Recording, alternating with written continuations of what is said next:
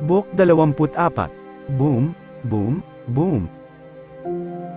Sunod-sunod na pagbagsak ng canyon ng barko na sinasakyan nila Brian Brilliance sa base ng kalaban. Ang hilagang bahagi ng Blue Fort ang pangunahing gustong wasakin ni Brian Brilliance. Dahil nandito ang lahat ng pangangailangan ng militar ng Demon Reapers. Tulad ng jet fighter, military helicopter, tank, at maging ang battleship na pangkaragatan ay nandito nakabase. Kaya ito ang naging pangunahin ni Brian para wasakin. Dahil kasama nila Brian si Alex na magaling sa panghack. Nahack nito ang system ng barko na pangdigma ng Demon Reapers. Ang battleship ng Demon Reapers kaya naman dito kinontrol ni Alex ang battleship ng Demon Reapers sa pamamagitan ng kanyang modernong hack system. Kanyang itinutok ang mga kanya ng battleship ng Demon Reapers sa mga jet fighters at sa mga helicopter na nakaparada sa may port. At kanyang pinasabog isa-isa ang mga ito na siyang kinagulat ng lahat.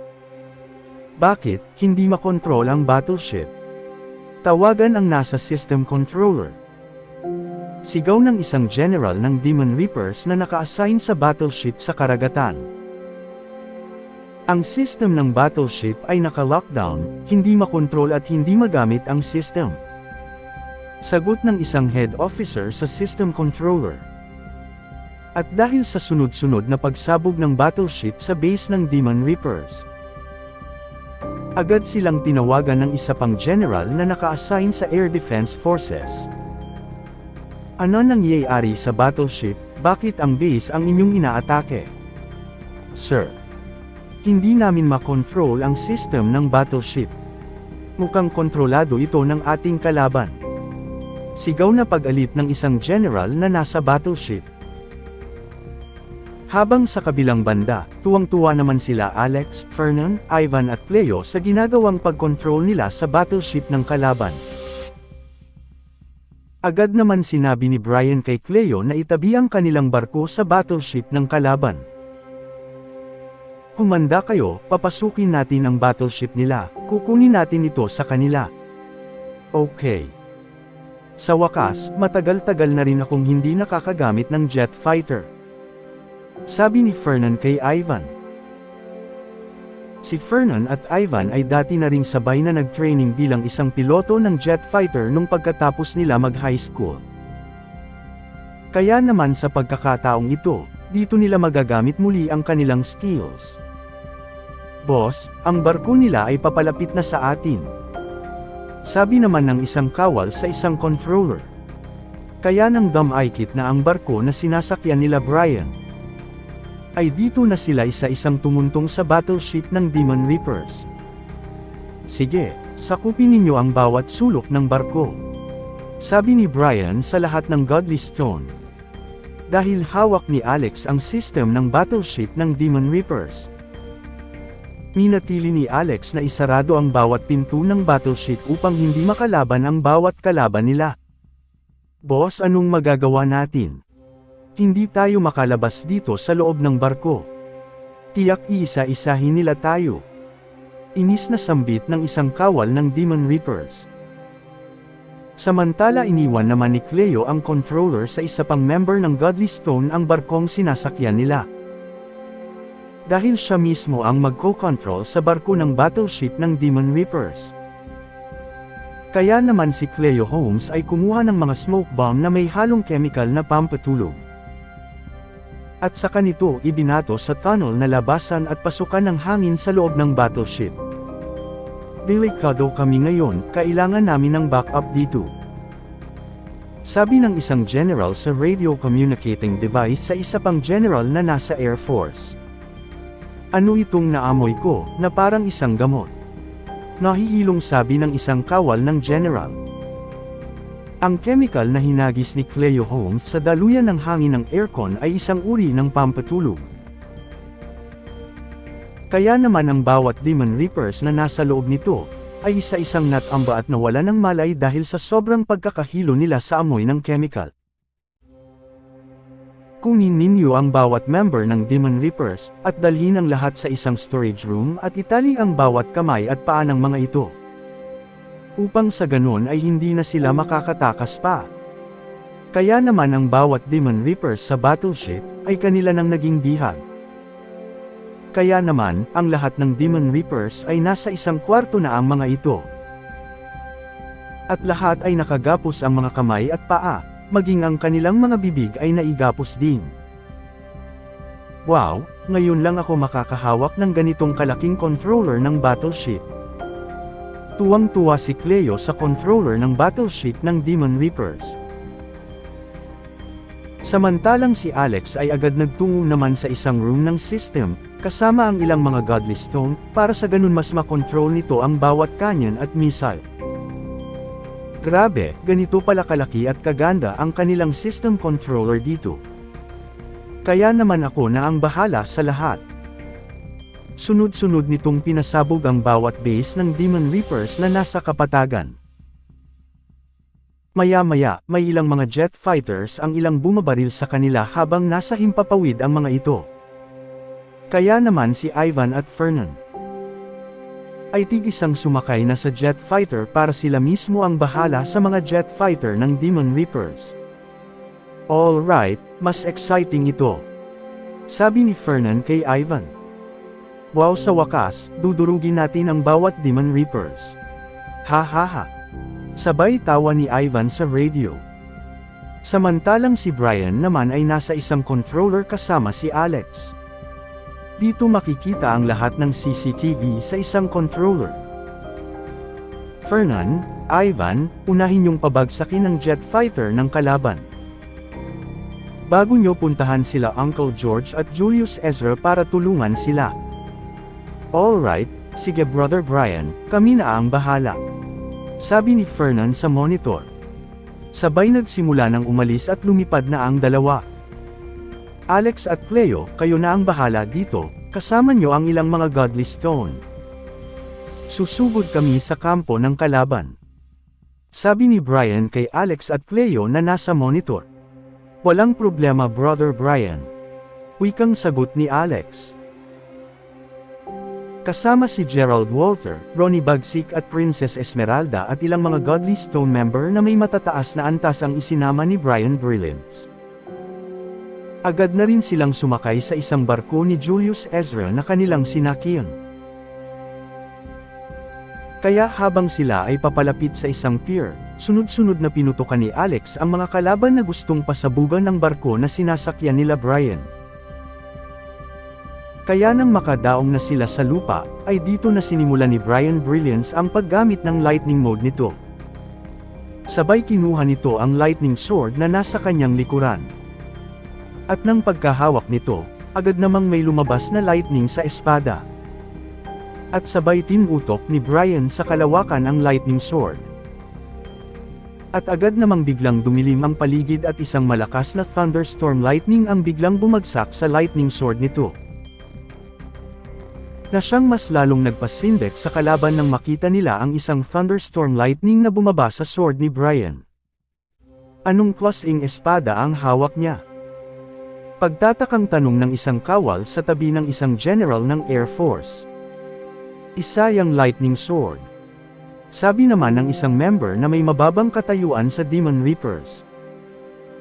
Ngunit ito ay katulad ni Feathers Owl, na kayang baguhin ang anyo para maging tao. Siya si Dabbler, ang isang orc evil na kanang kamay ni Feathers Owl.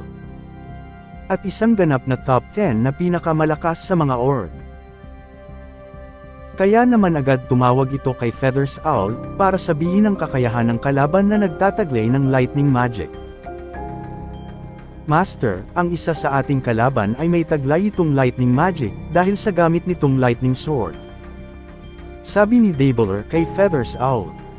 Kailangan na ba ako pumunta dyan? Wikang sambit ni Feathers Owl. Dahil kailangan ko ang magic item na iyan, ako ang tatapos sa kanya, sabi ni Feathers Owl at agad itong nawala sa kanyang kinatatayuan. Dahil sa pamamagitan ng shadow magic, kaya nitong mag-teleport gamit ang shadow na iniwan niya sa mga member ng Demon Reapers. Kaya naman nagulat ang General Air Force, nang makita nito si Houston Pitts na nasa likuran niya agad ito.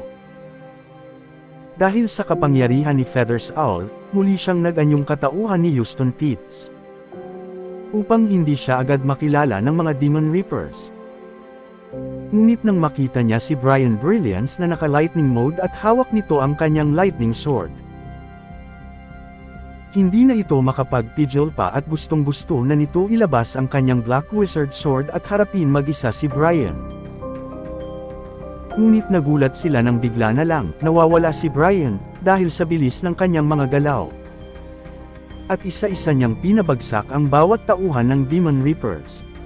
Habang kitang-kita nila ang ginagawa ni Brian.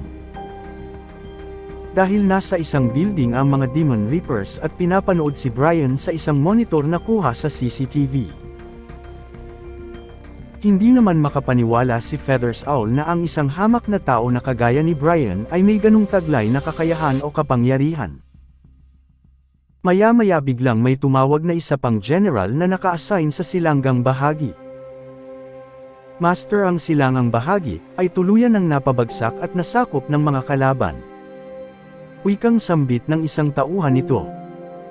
Dahil ang tauhan ni Mr. Rowalios ay aabot sa 3,000 ang lahat. Ngunit nasa 1,000 lang ang mga tauhan ng Demon Reapers na inilagay sa silangang bahagi ng Blue Fort. Ang Blue Fort ang nangungunang pinakamalakas na depensa sa lahat ng bansa at may malakas na opensa.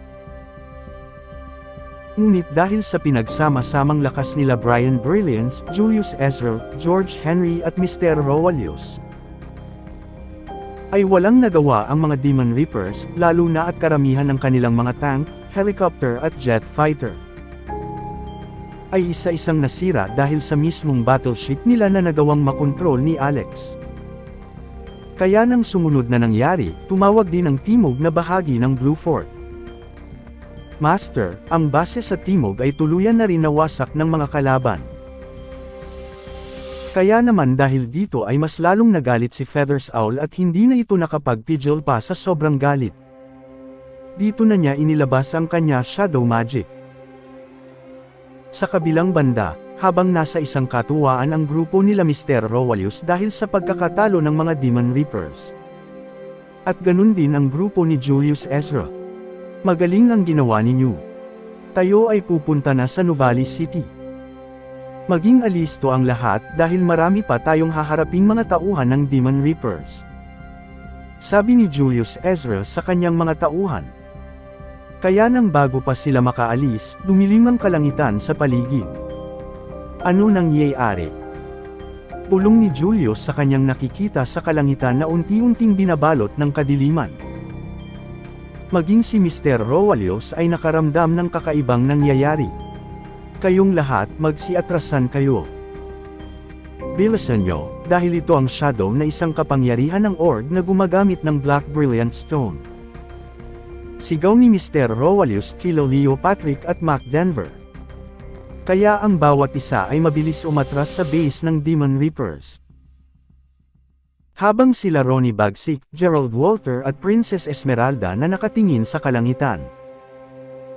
Na unti-unting dumidilim dahil sa makapal at maitim na ulap na bumabalot dito. Nang biglang, whoosh! Thunderstorm lightning magic. Isang malakas na lightning ang tumama sa makapal na ulap na kulay itim na galing sa lightning sword ni Brian Brilliance. Kaya dito ay napigilan ang masamang plano ni Feathers Owl sa kinatatayuan nila Brian. Ngunit sa kabilang banda, nagulat sila Julius Ezra nang biglang bumangon isa-isa ang bawat Demon Reapers na kanila nang napatay. At ito ay nababalutan ng Black Shadow ang kanilang katawan. At unti-unting naging anyong mga org ang mga mukha ng mga ito. Dahil sa simula pa lang, ay nalagyan na ni Feathers Owl ang bawat Demon Reapers ng Shadow Magic. Na kapag namatay ang mga ito, sila ay magiging isang org na kontrolado ni Feathers Owl. At bukod dito, isang portal ang nagbukas. Ganun din sa kalagayan ni Mr. Rowalios. Ano ang mga ito? Bakit sila biglang nabuhay? Sigaw na sambit ni Leo Patrick. Tagot na, dahil ko inaasahan ang bagay na ito. Takot na nagtataka si Mr. Rowalios sa mga nangyayari. Habang si Feathers Owl ay muling pinakita na nito ang kanyang totoong anyo. Na siyang kinagulat ng General Force at ng ilang mga member ng Demon Reapers. Binuksan ni Feather Owl ang portal o lagusan sa timog, hilaga at sa silangan. Na nagko-connect sa mundo ng mga org, at isa-isang nagsilabasan ang mga org evanim na galing sa portal. Si Brian Brilliance ay biglang nakaramdam ng kakaibang kilabot. Brother Brian, sila Julius Ezra at Mr. Rowalius ay nasa masamang kalagayan. Sabi ni Alex sa communicating device. Dahil alam ni Brian na taglay ni Julius ang Blue Stone, ngunit hindi pera nito sapat, kaya sinabihan nito sila Fernan at Ivan na pumunta sa timog. Mga brother, pumunta kayo sa timog, simpleng sabi ni Brian kay Ivan at Fernan. Sige, sabi ni Fernan, at mabilis na lumipad ang dalawa papunta sa timog. At sabay mabilis na lumapit si Brian kila Gerald Walter. Kayo na muna ang bahala dito. Dahil pupunta ako sa silangan. Dahil taglay ninyong tatlo ang bawat magic stone. Alam kong magagawa ninyong talunin ang bawat org evanim na lumalabas sa portal na iyon. Sabi ni Brian kila Gerald, Ronnie at Princess Esmeralda. Wala kang dapat alalahanin brother, pipigilan namin sila. Sagot naman ni Gerald Walter kay Brian Brilliance. Bago umalis si Brian, sabay tingin ito kay Princess Esmeralda, at sabay abot ng magic pills na nakalagay sa maliit na bag. Ito ang magic pills, kung sakali kailangan nyong gamitin, uminom kayo kaagad nito. Sabay abot kay Princess Esmeralda. Mag-iingat ka, at kung sakali tapos ka na doon, bumalik ka agad. Sagot ni Esmeralda kay Brian na may pagkaduda ito dahil natatakot, dahil sa daming mga org evanim na lumalabas sa portal. Maya-maya isang boom boom boom. Sunod-sunod na pagsabog ng canyon na galing sa battleship na pinatamaan ang mga org evanim. Huwag kayong matakot, handa kaming tumulong, sabi ni Alex sa kabilang linya ng communicating device. Kaya naman, dito ay nagsimula na si Brian umalis at mabilis na pumunta sa silangang bahagi ng Blue Fort. Kung nasaan naruroon sila Mr. Rowalius. Kayong lahat, sumakay na muna tayo sa barko, hindi natin kakayanin ang mga ito. Sabi ni Leo Patrick sa bawat Onyx Warthogs members. Maya-maya isang lightning storm magic ang malakas na tumama sa mga org evanim. Si Brian ay nagawa nitong makarating sa loob ng 15 minuto sa kinaroroonan nila Mr. Rowalius. Nakinagulat naman nila Mr. Rowalius sa biglang pagdating ni Brian Brilliance. Kaya naman si Brian ay hindi na ito nagsayang pa ng oras, mabilis na sinugod ni Brian ang mga portal kung saan lumalabas ang mga org evanim. Thunderstorm Lightning Magic. Sigaw ni Brian at sabay taas ng espada ni Brian. At malakas na bumagsak ang isang thunderstorm lightning sa espada ni Brian na siyang naging paghawi ng makapal at maitim na ulap sa himpapawid. At sabay hawi ni Brian Brilliance ng espada nito sa mga org evanim. Na siyang pagtama ng malakas sa mga org evanim ng lightning magic ni Brian Brilliance. Isa ba siyang Diyos? Sabi ng isang org evanim. Tao lang siya, ngunit para siyang isang Diyos kung lumaban. Wikang sambit ng isa pang org evanim. Tama ka, isa lang siyang tao, pero nagagawa niyang makipagkaisa sa kalikasan at kaya nitong kontrolin ang thunderstorm lightning ng kalangitan. Sabi ng isang org evanim. Huwag kayo matakot mga kasama. Nandito na si Brian, pabagsakin natin ang bawat org na harang sa ating dadaanan. Sabi ni Mac Denver sa lahat ng Onyx Warthogs. Kaya dito isa-isang sumugod ang bawat isa. At dahil sa ginawang paghawi ng lightning sword ni Brian sa portal, ay dito biglang nagsara at nawala ang isang portal. Na mas lalong kinabuhayan ang loob ng mga Onyx Warthogs. Mabilis namang hinawi ni Brian ang bawat org evanim, at wala silang nagawa dahil sa mabilis na galaw ni Brian na parang isang kidlat. Na tulad ni Minato Namikaze sa isang anime ng Naruto at Satoru Gojo sa isang anime ng Jujutsu. Kaya naman, sa loob ng 20 minuto, mabilis na napabagsak nila Brian at ng Onyx Warthogs ang mga Org Evening. Sa kabilang banda, si George Henry nakaka-rating lang sa kanluran, walang kaalam-alam ang mga Demon Reapers na nagbabante sa kanluran. Na dumating sila, dahil sa gamit nilang submarine. Naunang sumilip si Renz Vargas para tingnan ang sitwasyon sa base ng kalaban. Master George, nagkakagulo na sa base ng Demon Reapers, sabi ni Renz Vargas. Kung ganon, nagsimula na sila Brian, Julius at Rowalius para sakupin ang bawat hangganan. Samantalahin natin ang pagkakataong ito. Para makapasok at masakop natin kaagad ang base nila dito. Sagot ni George Henry kay Renz. Si George Henry ay may natuklasan sa kanyang bagong kapangyarihan gamit ang Blue Brilliant Stone Ring. Kaya nang sumugod na sila, ay walang kahirap-hirap na mapabagsak niya ang mga Demon Reapers. Isang Tornado Wind Magic ang kanyang pinakawalan sa base ng kalaban. Na siyang taglay na kapangyarihan ng Blue Brilliant Stone Ring ni George Henry. Nagagawa nitong kontrolin ang hangin at bagyo. Kaya naman kahit pa nagbukas ang portal na lagusan ng mga Org Evening, ay mabilis lang nito winasak ng Tornado Storm Magic ni George Henry. Kaya naman, walang naging gaanong kalaban silang nakaharap. Dahil hindi naman lahat napatay ni George Henry ang mga kawal ng Demon Reapers. Kaya hindi ito mga naging Org Evening kahit pa nasa kanila ang Shadow Magic ni Feathers Owl. Samantalang si Brian Brilliance ay agad nagpalm kila Mr. Rowalius. Kinakailangan kong bumalik sa Hilaga, dumaretso na kayo sa Nuvali City, dun tayo magkikita-kita. Sabi ni Brian at sabay mabilis na umalis ito gamit ang kanyang lightning magic. Samantalang si George Henry ay nagtungo sa timog, kung saan naruroon si Julius Ezra. Dahil ang madaling daan papunta sa Nuvali City ay kinakailangan nilang dumaan sa timog. Ano ito, bakit walang katapusan sila, hindi sila maubos-ubos, at mas lalo pa silang nadaragdagan? Sabi ni Ronnie Bagsik kila Gerald at Princess Esmeralda. Hanggat hindi natin nawawasak ang portal na iyon, hindi natin sila matatalo at mauubos, sabi ni Gerald Walter. Ito, uminom muna kayo, sabay abot ng magic pills ni Princess Esmeralda. Maging ang mga Godly Stone member na nasa kanilang likuran ay nanghihina na rin. Kaya uminom na rin sila kaagad ng magic pills.